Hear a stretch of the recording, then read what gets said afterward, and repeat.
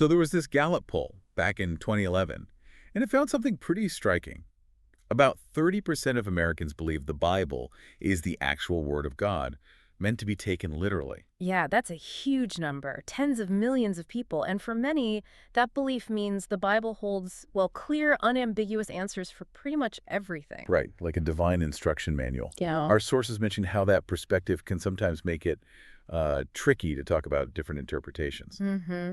Which kind of gets us right to the core of this deep dive, doesn't it? What does it really mean to take an ancient, complex text like the Bible literally? Is it even straightforward? Or even possible. And what are the implications if it's, well, not so simple? Exactly. So we've got some interesting material to work with here. There's a main academic paper laying out several arguments, and we've also looked into some pretty lively discussions from online communities wrestling with these exact questions. Yeah, so our goal today is to unpack the arguments we found in these sources, the reasons presented for why a strictly literal reading might not quite add up logically, or, why someone might choose not to read it that way, even if they thought they could. And just to be clear, we're exploring the arguments from the sources, not trying to push any one viewpoint. We just want to understand what this material is suggesting. Okay, let's dive in. Let's do it.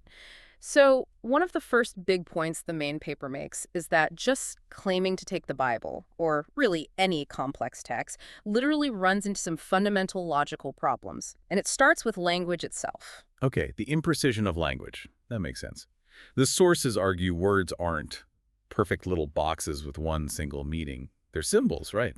They can be ambiguous. Totally. Meaning shift over time, words have multiple uses, the edges aren't always sharp. Think about big abstract words like, I don't know, justice or freedom. Hard to nail down one single definition everyone agrees on. The paper mentions Wittgenstein, right, with his examples like leaf or game. Yeah, exactly. Like, what's the one single picture or definition that covers every single thing we call a game? There isn't one. It's more like a family resemblance. And that leads to what the paper calls the gap problem. You have a general rule, but how do you apply it to a specific, messy situation? Right. The Ten Commandments example they use is great. Remember the Sabbath day and keep it holy. And you shall not do any work. Okay, sounds clear. But what is work, literally speaking? Is shoveling snow work, driving your car, cooking a meal, helping a neighbor for free? Exactly. The general rule needs interpretation the moment you try to apply it to real life. It makes me think of that Sartre example. The paper mentions the student in WWII trying to decide whether to fight the Nazis or stay home and care for his mother. Biblical principles like love your neighbor or maybe choose the hardest path, they offer guidance, sure, but not a literal specific command for that choice. And then there's the issue of ancient words just, losing their precise meaning over time. The paper points to a Hebrew word in Exodus for reckoning. Yeah, Exodus 21.22. Its exact meaning is apparently uncertain now. So how can you take something literally if you're not even sure what the original word meant back then? So the conclusion from the paper on this point is pretty strong. Because words need interpreting and have different possible meanings, saying there's only one literal reading is, what do they call it? A fallacy of literal reading, basically arguing that language just doesn't work that way. It's not precise enough for that kind of absolute literalism. Wow. Okay. So language itself is a hurdle. But the sources bring up another major issue. Yeah. You're probably not even reading the original language anyway. Oh, yeah, this is a big one. Most people reading the Bible today are reading it in translation, usually English. Because the originals were in Hebrew, Greek, Aramaic, ancient languages. And translation is always interpretation. It's just unavoidable. Translators have to make choices which word best captures the nuance. How should this grammatical structure be rendered? Different translators make different choices. That's why we have so many different English Bible versions, right? KJV, NIV, ESV. They all reflect different interpretive decisions made by the translation team. Precisely. So before you even get to your interpretation, you're engaging with layers of their interpretation baked into the text you're reading. And even if you could read ancient Hebrew or Greek fluently, the meaning of words still shifts dramatically over 2,000 or 3,000 years. Think about how much English has changed just since Shakespeare, only 400 years ago. Yeah, the source mentions Barr pointing out how people read modern ideas back into ancient words like covenant or slave, missing the original context. Right. So claiming a purely literal read means you'd somehow have to bypass all that linguistic change and the interpretive act of translation itself. It's complicated. Okay, moving on. The third argument challenges applying rules as if they have zero exceptions. They mention the fallacy of accident. That's applying a general rule to a specific case where it might not fit or where there might be an unstated exception. And the sources argue that many biblical rules seem to work this way. They have exceptions, even if not explicitly listed. The example given is, thou shalt not kill. Right, the Sixth Amendment, taken absolutely literally, no exceptions. It would seem to forbid even self-defense. But then other parts of the Old Testament seem to describe or permit killing in certain situations, like warfare or capital punishment. So the paper argues you have a conflict. Either the commandment isn't meant absolutely literally without exception, or those other passages aren't literal descriptions of God's will. Either way, you need interpretation to reconcile them, looking at the broader context. Strict literalism doesn't seem to work. Okay, so we've got language issues, translation issues, rules with exceptions issues. What's next? The fourth point is that some stories, if read as straightforward literal history, just seem to, well, defy logic or common sense. Okay. Examples. The Cain and Abel story comes up again. After Abel's death, the text implies only Adam, Eve, and Cain are left right. Seth isn't born yet. But then Cain, being banished, says he's afraid that anyone who meets me may kill me. Wait, who is anyone? If there are only 3 people on Earth and he's leaving the other 2, it doesn't make literal sense. Exactly. And then right after that, Cain finds a wife and builds a city. Where did she come from? The genealogy given right there doesn't explain it if you're reading it as a literal, exhaustive account of the first humans. The paper uses this to argue the narrative isn't meant as strict history. Okay, what other examples? Noah's Ark is a major one discussed. The sheer scale, taken literally, building a wooden boat big enough for pairs of all animal species. Yeah, the sources mention scientific estimates millions of species, even just land animals. Getting bears of everything from polar bears to kangaroos to, I don't know, tiny insects from specific rainforests. And then housing them, separating predators and prey, feeding them all for a year on this ark built by Noah and his family using ancient tools. The paper argues the logistics just strain credulity if you insist on a purely literal interpretation. It defies common sense. Okay, and the 5th argument against a totally literal reading. Internal contradictions within the Bible itself. The point here is simple. If the Bible gives 2 different accounts of the same event, they can't both be literally true in every detail if those details conflict. Right. This seems like a fundamental problem for taking the whole thing word for word. The classic example is the creation stories, right? Genesis 1 and Genesis 2. It's exactly. Genesis 1, animals first, then humans, male and female together, on day 6. Genesis 2, man first, then plants and animals, then woman created from the man's rib. The order is different. The method is different. So if you take Genesis 1 literally, Genesis 2 can't also be literally true in its sequence and vice versa. Precisely. And there are other examples cited. Where did Aaron die? Numbers says Mount Hor. Deuteronomy says Mosera. Well, that story about Abraham passing off Sarah as his sister. Yeah, it happens in Genesis 12 with Pharaoh in Egypt, but then a remarkably similar story happens again in Genesis 20 with King Abimelech in Gerar. The paper suggests it's likely one event being told in different ways, not 2 separate literal occurrences. And didn't Barr also mention contradictions by absence, like the virgin birth? Very clear in Matthew, sort of muted in Luke, and just not there in Mark or John. How does that fit a literal reading of the importance across the board? So the takeaway from these sources is that these internal inconsistencies make a consistent, strictly literal reading of the entire Bible logically impossible. You're forced to pick and choose, which is already an act of interpretation. Right. So those are the main arguments presented for why taking the Bible literally in a strict word-for-word sense cannot logically work across the board. Okay, but then the sources shift gears a bit, right? They move from cannot to should not. Reasons why, even if you could somehow read it all literally, maybe you wouldn't want to. Exactly. 3 main reasons are presented for why one might choose not to adopt a strictly literal approach. The first one is a biggie, conflicts with modern science. Yeah, this comes up a lot. Things like the age of the earth and the universe. A literal reading of Genesis often leads to about 6,000 years, 6 literal 24-hour creation days, all species created at once. Which clashes pretty directly with the overwhelming scientific consensus. You know, the universe being over 13 billion years old, Earth forming much later, life evolving over millions of years. The sources even mention Pope John Paul II acknowledging evolution as more than just a hypothesis and suggesting interpreting scripture so it doesn't contradict science. And some of the online discussions we looked at echo this. People saying, look, science isn't perfect, but the evidence for an old Earth and evolution from geology, biology, physics, astronomy, it's really strong and comes from many different angles. Hard to just ignore. Okay, so conflict with science is one reason given for why you shouldn't take it literally. What's the second? Historical inaccuracies, or at least reasons to doubt the strict historical accuracy of certain accounts. This kind of builds on the common sense and contradiction points. How so?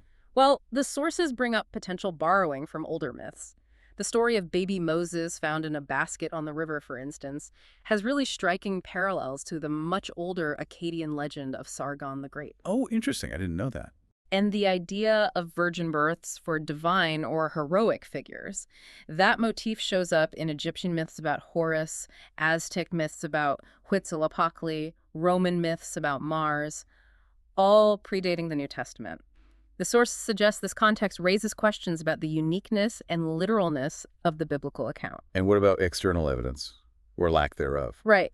Finkelstein and Silberman, archaeologists mentioned in the sources, argue there's basically no archaeological evidence from Egypt itself that supports the biblical story of the Israelites being enslaved there in large numbers as described in Exodus.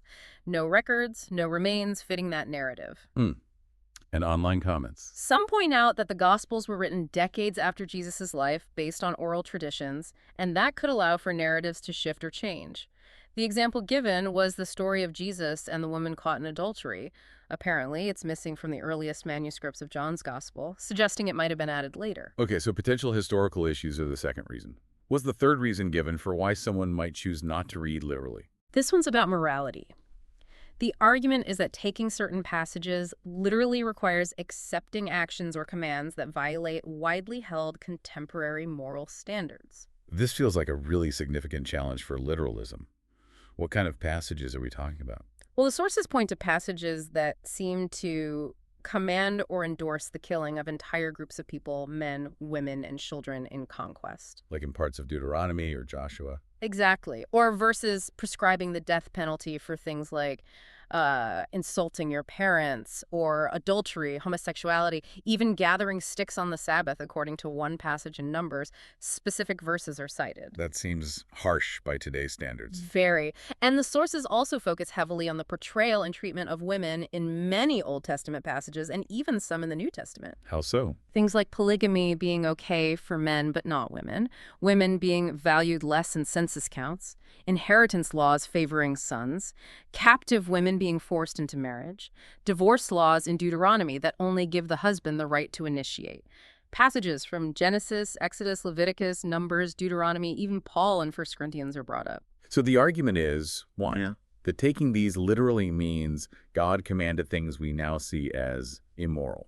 Essentially, yes. The paper suggests you're left with a difficult choice. Either accept a God who commands or sanctions actions that seem cruel or unjust by modern ethics, or conclude that maybe these passages reflect the fallible, culturally bound views of the human authors, not a direct, infallible divine command.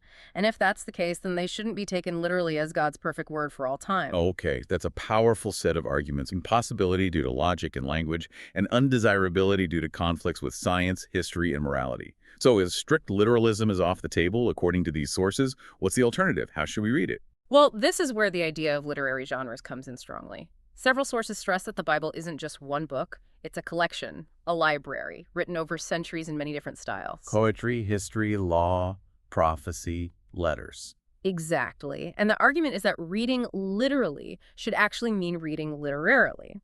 That means understanding the plain intended meaning within the rules of its specific genre. Ah, so you don't read a poem the same way you read a legal document. Right. Psalms, Proverbs, Song of Solomon, they're full of poetry, metaphor, symbolism, hyperbole. You wouldn't take Homer's description of the sky as brazen like bronze as a literal statement about metallurgy, would you? It's poetic language. And parables. Jesus' parables are explicitly stories, fictional narratives designed to teach a moral or spiritual point, not to report historical events.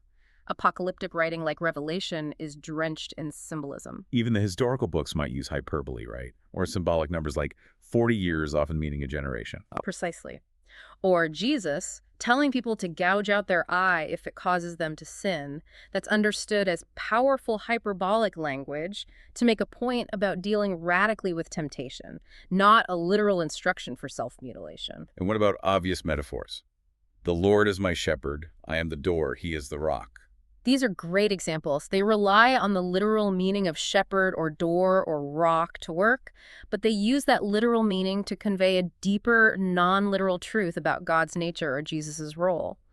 The sources argue this figurative language isn't meant to hide truth, but to communicate it more powerfully. The Chicago Statement's definition of literal comes up here, doesn't it? Defining it as the normal sense, taking into account literary forms. It does, but the critique offered in the sources is that even this definition admits interpretation is necessary. You have to decide the genre and how its conventions work, and it still doesn't really solve the problem of complex passages where the normal sense or intended meaning might still be ambiguous or disputed. Which leads to this idea of selective literalism. The charge is that often people who claim to be literalists aren't consistent. They pick and choose which parts to take literally, usually the parts that align with their existing beliefs, and conveniently interpret or ignore the parts that don't fit, like the commands that seem morally problematic now.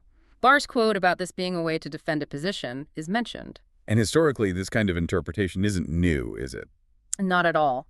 The sources emphasize that both Judaism with the Talmud and early Christianity with church fathers like Augustine or Origen arguing against a literal reading of Genesis have long, rich traditions of interpretation, allegory, and finding deeper meanings. Even Jesus and Paul used parables and allegory. Strict, widespread literalism as a movement is actually relatively recent in the grand scheme of things. Okay, so pulling all these threads together from the sources, what does this mean for you, the listener, trying to make sense of the Bible? Well, the main takeaway seems to be that engaging with the Bible requires a more nuanced approach than simple literalism might suggest. Interpretation isn't just an option, it's unavoidable, according to these arguments. It's inherent in reading any complex text, especially one this ancient, diverse, and translated. And recognizing the different kinds of writing, the genres, and the use of figurative language isn't about dismissing the text, but maybe about getting closer to what the original authors were actually trying to convey in their own context. Right, it could unlock deeper levels of meaning. And maybe foster a bit more understanding. If disagreements aren't just about one person being right and another willfully wrong, but about different, potentially valid interpretive approaches. That seems to be a key implication suggested by the sources, yeah. Right. Encouraging more tolerance for different understanding. Wow, okay, that was quite a journey through the arguments presented in these sources. We looked at why they argue the Bible cannot be taken strictly, literally, language, translation, exceptions, logic, contradictions. And then why perhaps it should not be, because of clashes with science, history, and modern ethics.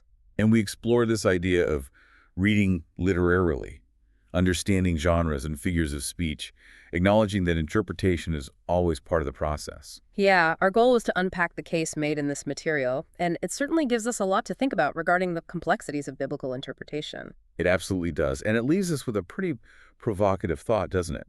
If taking the Bible literally, word for word in every single instance, is arguably impossible or deeply problematic according to these sources, how then do you navigate an ancient text that holds profound wisdom for so many, but also contains these elements that challenge our modern understanding of language, history, science, and morality?